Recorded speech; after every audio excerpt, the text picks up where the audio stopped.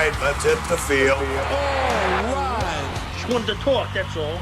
Today is June 29th, and it was Game 3 between the Yankees and the Blue Jays. Nestor Cortes Jr. was on the mound trying to make it 2 wins in a row for the Yankees, but Vladimir Guerrero Jr. had other plans. My recap, your reactions coming up next. This is NYY Recaps. Welcome to Yankee Stadium. Just when they thought I was out, they pull me back in.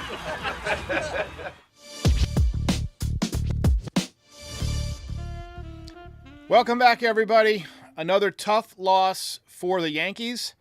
6 RBI from Vladdy Jr., 4-hit game from Yankee killer Isaiah Kiner-Falefa.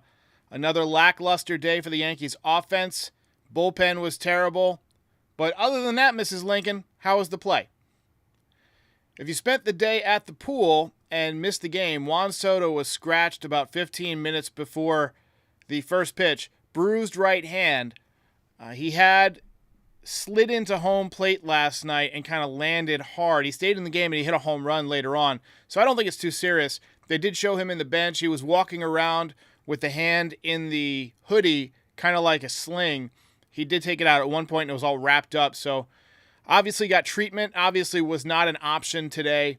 And there was no way he was getting in the game. I expect if it's just a bruise, he could be back tomorrow. But more likely than not, they'll wait till Tuesday because the Yankees do have a day off on Monday. So that would be my guess if he doesn't play tomorrow.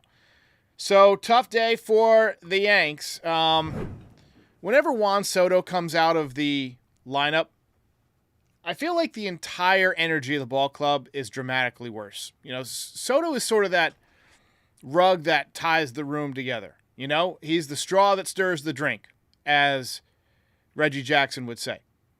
And when he's not in there, it just feels like a very watered-down offense. And we saw that again today. They had Bassett on the ropes a couple of times early, but he was able to pitch out of it. Judge nearly killed him in the first inning, hit a line drive right back off his arm. I was shocked. Shocked, I tell you, he stayed in the game. And not only did he stay in the game, he went 6 innings. So he pitched 5 1/3 after that. Unbelievable. Judge did have a multi-hit game. He got walked intentionally in a big spot where he was the tying run. He also reached the 80 RBI mark on the season. Nestor Cortes did not have a good afternoon. A lot of contact, did not have his usual command, failed to complete 5 innings. He gave up 3 runs. He only had 1 walk, but I felt like he was nibbling a lot, just not in usual Nestor today. Ben Rice put together a couple of good swings, had his first career extra base hit. He also got thrown out trying to steal third base with 2 outs. Rookie mistake, big no-no. The Yankees' record is now 53-32. They are 21 games over 500, half game out of first place. Orioles play the Rangers tonight with a chance to create a little bit more separation. And I know it's early and I know it's a small lead, but right now, having seen the Orioles take over first place, the division is probably theirs to lose. I mean, they're a more talented team in general. They're deeper, they're healthier, they're younger, they're more athletic. The Yankees have a lot of injuries. I mean, Stanton's going to be out for a while. We don't know what the status of Garrett Cole will be. I mean, he got shelled last time out. If he's healthy, he'll bounce back. But if he doesn't bounce back, you have to wonder if he's healthy or not. The sudden ineffectiveness of Luis Gil and Carlos Rodon has hurt their chances. Be nice to see if the offense could spread out the runs a little bit more too. 16 runs yesterday, just 3 today. But let's talk about yesterday a little bit because all of this happened a lot of this unfolded in yesterday's game, but we didn't get the real stories until after the game. You know, Stroman kind of lit up his teammates yesterday in the middle innings. I think it was the 5th inning. And, you know, there was some talk about, well, was he yelling specifically at Gleyber Torres? Was he yelling at the team in general? Turns out he was kind of yelling at Gleyber Torres, but he was also trying to get the team's energy up a little bit. You know, a lot of stuff came out.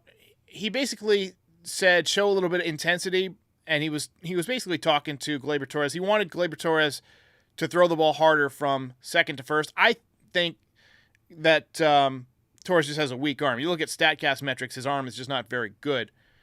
But they did respond last night immediately And, I think it's easy during the course of a long season to kind of be caught up in your routine as a player that, the overall marathon of all weighs on you. And you just naturally play with a little bit less intensity during the summer months when you're kind of far away from the playoffs and, you're just kind of used to the day in, day out grind. But for pitchers, they can maintain that intensity a little bit because they pitch once every 5 days, starting pitchers at least. So they're more rested. They have more time to think about the game. They're amped up. A lot of times, though, if they're starting the first game of the city, they'll fly to that city the night before. They don't even fly with the team so that they don't get in late. Their energy is just naturally a little bit better. And he's a high-energy guy anyway. So I like that he's trying to bring out that energy in others and trying to infect, the team with a little bit of life. But, overall, I have no real problem with it because he apologized to Glaber if he made it personal or whatever. And I like that he's shown a little bit of leadership, trying to fire these guys up. So he also didn't want to get beat by his former team. You know that. So in retrospect, I think Marcus Stroman had good intentions. Even though Judge sat him down or whatever, I think it was a good thing. I think it needed to be done. And last night it worked out well. Tonight, not so much. Craig M says, ruh-oh. No, he says, yes, it's Toronto, not Toronto.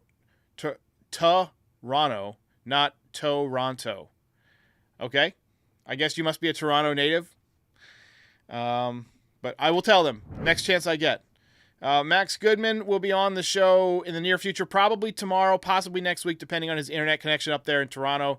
Goodman's going to come on the show for his monthly beat report. We're going to talk about trades. We're going to talk about the injury updates, find out what's up with Efros and things like that. Yorbit Vivas, maybe a little bit of minor league stuff. Haven't picked a time yet, but if he's got strong internet, the plan is to do it tomorrow evening. So tune in for that. All right, let's get to the recap here. All right, let's go. Let's get it going. Ivy Leather says, Stroh did nothing wrong. Someone needs to lead. That's kind of where I've landed, too. That's kind of where I'm at. Somebody had to, say something, right? Somebody had to get vocal because the team has been playing in a very lethargic way. And intensity, like Glaber not having intensity is an obvious place to start. David Elias says, Cashman loves math nerds with no MLB experience as the coaching staff. Matt Blake, Desi Druschel, James Rowson, and Casey Dykes have no MLB experience. Well, you don't have to be able to build a clock to know how to tell time. Matt Blake, I think, has shown, he's proven his bona fides. James Rowson has done some positive things with Volpe this year. He's hitting 264. Last year he hit 209. Obviously, Judge has his own hitting coach. So I don't know why they don't just hire that guy. Anyway, nice piece of hitting from Ben Rice in the first inning. Opposite field line drive single. And then Judge smoked a line drive right back off of Chris Bassett's pitching arm. 101 miles an hour off the bat. Amazed that Bassett stayed in the game. Yankees executed a double steal with 2 outs, which is risky because you never want to make the final out at third base. Initially, the ruling was safe, but the Blue Jays challenged, and it was overturned. So, very odd play. You have to think that Ben Rice went on his own, and Judge kind of saw him stealing and tried to take the back end. But not a good play. I'm sure he heard from the management on that one. He had to have. Blue Jays jumped out in front on a two-run home run from Vladdy. Third straight game that he has homered. He has been on fire in this series. Ben Rice ripped a double in the third inning, but the Blue Jays intentionally walked Aaron Judge as the tying run and went after Verdugo, and Verdugo popped up, and he was visibly frustrated with himself. I thought that was a big moment in the game. Second good at bat in the row for Ben Rice. I thought he had some good swings today. He looks like he's getting more and more comfortable every day, hitting the ball with a little bit more authority. You're starting to see Judge get the Bonds treatment a little bit more. There's no reason to ever pitch to Judge unless somebody behind him starts making you pay for it. If I was the manager of any opposing team that had to face the Yankees, Judge getting 4 fingers every single time. Go take first base. Even with the bases loaded, go take first base. He's so incredibly dangerous as a hitter. He's hitting .313. He's got an OPS over 1,100. He's got 30 home runs and 80 RBIs on June 29th. Why would you ever pitch to him? I mean, with nobody making you pay for putting him on base, just put up 4 fingers. That's what I would do. I think you're going to start seeing that more. Really nice diving catch by Trent Grisham in the third inning, sinking line drive, kind of fully extended to reel it in. We know how smooth he is out there, but that was the best catch that we've seen him make with the Yankees so far. Jays tacked on a run in the bottom of the fourth inning. Gleyber Torres made a fantastic play to snare a line drive and double the runner off at third base to get Nestor out of another tough jam. Nestor did not have a good day. He went 4 1/3 innings, 7 hits, 3 runs, 1 walk, 5 strikeouts. Top 5, Volpe was hustling to beat out an infield hit, and there was a collision at first base. Volpe kind of looked like he was hurt. He went down in a heap, but he got back up. He stayed in, and he came around to score on a base hit by Judge, 80th RBI of the season. Third Yankee ever with 80 runs batted in before July 1st. The other two, Lou Gehrig and Babe Ruth, and they were not bad. They were not bad at all. You know, there's a non-zero chance that he could have 100 RBIs by the All-Star break. The Yankees have 13 games left on the schedule. He needs 20. We've seen him drive in 7, 8 in a game before. I mean, it's not going to be easy, but there's a non-zero chance that he could do that. But Jake Cousins looked okay out of the pen. I am not impressed at all by Phil Bickford. Blue Jays were all over him in the 6th inning. IKF delivered another big hit. He had 4 hits today. Another ex-Yankee who has come back to just bite us in the ass. And then Vladimir Guerrero delivered a bases-loaded 3-run double to make it 8-1 Blue Jays. Another certified Yankee killer. And like I've been saying, you got to trade for this guy. You got to go out and get him if he's available. No, really, I've been saying that I don't want him, that I don't like him, but damn, if he hits like this, we could use him. But Austin Wells hit a 2-run home run in the 9th to cut the lead to 9-3. Solid offensive game for him. A couple of extra base hits. But the Blue Jays hang on to win Game 3. Mission failed. We'll get him next time. You get nothing. You lose. Good day, sir. If you ain't first, you're last. Tommy sees cat. And this is a wild comment. Just a wild comment. It says, Soto's bruisey needs a kiss. Can't play with a little boo-boo, I guess. Hope Soto and Stanton enjoy their room service steaks during their vacation. That's just horrible. I mean, what more does Soto got to do for this team for you to cut him some slack? He had to go get imaging done. He was wrapped up, taped up. Come on. Show some respect to these guys. Look, yeah, Stanton, he's hurt right now. We know he's got an injury problem, but Soto's out there busting his ass every day. You're not in his body. You don't know what it feels like. And I just hate when guys say that, guys are weak or whatever because of injuries. You're not a professional athlete. I'm sure you've had injuries before that, you wouldn't want to work through the next day if you had a physical job. Come on. We have no idea what he feels like. Paul O'Brien says, I didn't realize IKF was an all-star. Absolutely crushing it. I think if the Yankees had left him at third base and not played Donaldson over there and just let him be the Gold Glove caliber third baseman instead of moving him to shortstop, I think he'd be doing this for the Yankees. But they tried to make him a shortstop. They tried to make him an outfielder and yada, yada. He's kicking our ass with the Blue Jays. Tough. What are you going to do? But NYY Empire says baseball's a strenuous sport. All professional sports are extremely difficult, I'm sure. I mean, he was running full speed and, basically slammed his hand down on a, concrete surface. There's concrete under that plate. So, I have no doubt that he was hurting today. I'm just glad it's not broken. He had a 3-run home run last night to basically seal the deal. Turn the tide. So I'm not going to blame Soto at all for that. Wayne Wilcox says, it's all on Cashman. All on Cashman. Let's see what else. Axon VJ says, X-rays negative on Soto, could be back tomorrow. The fact that he even went for X-rays tells you it hurts, tells you that they thought there was a chance it could be serious. Why risk it on June 29th? Why risk it? Yankees are still up at the top of the division, within striking distance. Long way to go. No sense in losing him for a while or having him play through it, get hit on the hand and make it worse. We want him to be healthy, so take a day when you need it. David Elias says he wants to listen to Mo, Andy, or anyone with MLB experience who's seen it all. Well, those guys are coaches. A lot of times what the Yankees look for, I think, in their coaches is communication skills, right? You want to be able to take the latest science, the latest technology, the latest metrics, and relay that to the players in a way that a variety of different personalities can, understand and intake, and be able to recognize things. It takes a very strong, visual acuity to recognize little hiccups in guys' swings, attention to detail. There's more to being a coach than just having played, okay? Now, Ted Williams was a hitting coach, and he was a terrible hitting coach. Barry Bonds was a hitting coach. He was a terrible hitting coach. Because sometimes when you're just naturally really, really gifted, really, really good, you don't really even have to think about the subtle struggles that lesser players have, right? You're just naturally gifted. Sure, you have to put in your work, but, I given the choice, I would rather have a couple of guys on staff who were, big league players. But I don't think necessarily that the instructional positions of pitching and hitting coach have to be, former players or former big league players. You'd like the bench coach to have been. You'd like the base running coaches to have been. But in terms of just like the hitting and pitching instruction, I'm okay with modern people. Just my opinion. You may feel differently. Ivy Leather says, time to stop obsessing over potential flexibility. Let young guys have consistent position as they develop. Carrera and Peraza come to mind.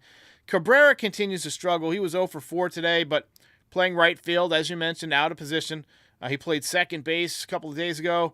He's played a lot of third base. He can play first base. I think part of his ability is as a defensive whiz, basically, who can play all over the field. But offensively, he's fallen off. He's hitting .234 now, .623 OPS. Peraza, not hitting in the minor leagues. The Yankees already called him up and sent him down. He cannot be recalled without an injury for another several days, so I don't see him coming back anytime soon. For whatever reason, they don't believe in Peraza. I don't know. Maybe he's not a good clubhouse guy. Maybe there's something they don't like about him. That happens. Jesus Montero was like that. Big prospect, never made it. Word around the campfire was that he was not a good clubhouse guy. So. That ball is high. It is far. It is gone. All right. Let's get a few final thoughts here. I've still got the two-person camera up. Let me fix that. There we go. So, without Soto in the lineup, the entire energy of the team is different. No Giancarlo either. DJ still hitting 177. Oswaldo hitting 234. Grisham 139. Just a lot of dead wood in the lineup. Judge continues to be Judge. Glaber did have another good day. Couple of hits. Back-to-back multi-hit games for him. He made the great defensive play. So positives, you want his confidence up. You want him to play confident. When he's playing confident, he's good. But other than that, not many positives to take away from this one if you're a Yankee fan. Few more comments, and then we will hit the road. Mark Gates says, if the Martian gets healthy, we are winning the championship for sure. I like it. I hope so.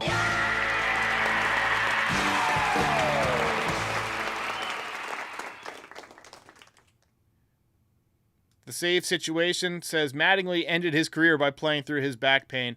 And you know what? Back in the day, they didn't have the kind of technology that they had today. You know what I mean? Like, there's a lot more nuance to measuring a guy's health, his range of motion, his flexibility, the force on his swing. They might have seen that he was scratched late. They might have noticed in his BP that his swing velocity was down or his exit velocity was down, and they might have said, hey, what's wrong? And he might have said, well, I slid yesterday and I hurt my hand. And then they said, all right, you're coming out. We're going to get you looked at. That's the most likely scenario, in my opinion, without knowing anything about it behind the scenes. But, we can measure these things. Who knows if the Yankees could have prevented Mattingly's back injury by resting him a little bit more often or not taking as much BP. He was a guy who would go and hit for hours in the cage, and that probably contributed to his back injury worsening. So, all right, ladies and gentlemen, we're going to call it a day. No voicemail show tomorrow, but we're going to have a post-game show and probably a live show with Max Goodman in the evening. Monday is a total day off, but back with your voicemails on Tuesday. So call in, all that good stuff, and we will see ya when we see you, have a good evening.